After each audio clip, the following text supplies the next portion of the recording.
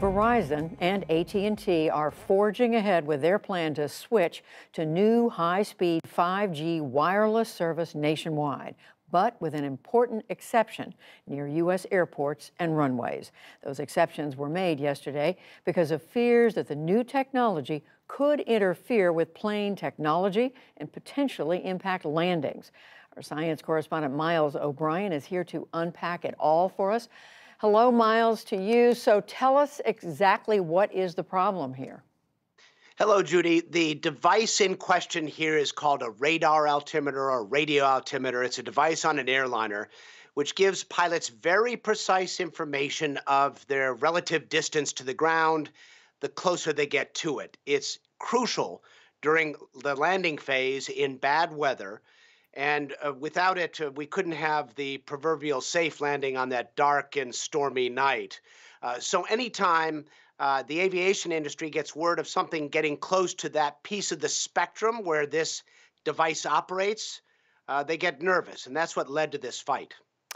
And Miles, we know this was supposed to have been resolved some time ago. The two federal agencies involved, the FCC, Federal Communications Commission, and the FAA, of course, the Federal Aviation Authority, are at different places here. What has happened? Why hasn't it been resolved? Well, the aviation community has been saying this is a big problem, and the communication industry has said that the aviation industry is focused on worst case scenarios that are improbable. Well, that's what the aviation industry does. So there is kind of a clash of cultures here. The concerns are potentially real. These frequencies tend to spill outside of their lanes, and it's very important that there are specific filters on the devices so they don't pick up stray signals, giving bad indications to the pilots. So, but I mean, you think about all this, surely the FAA considered all this as they were moving forward. Well, the FAA was considering it, but the FCC was pushing as well. And it was a little bit like a game of chicken to see who was going to fix the problem. Would the transmitters on the ground be modified in some fashion? Would the power be reduced, the antennas re-aimed?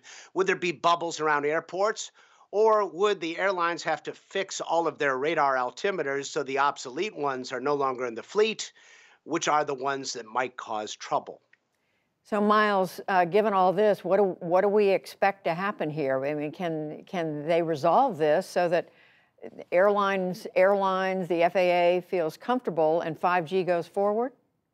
It can be done. 40 countries have done this. And what this compromise that was announced is a lot like what has occurred in Europe and elsewhere, providing lower transmission power, directing those antennas, creating corridors for runways. All that is in the compromise. So that will stay in place for a while until such time as the aviation fleet gets upgraded with radar altimeters that aren't likely to be fooled by 5G. So this problem will work itself out over time.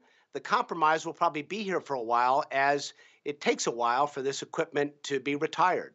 Well, it sounds complicated, but I know first and foremost, people who fly on passenger airliners or anybody who gets in a plane wants to be sure they're safe.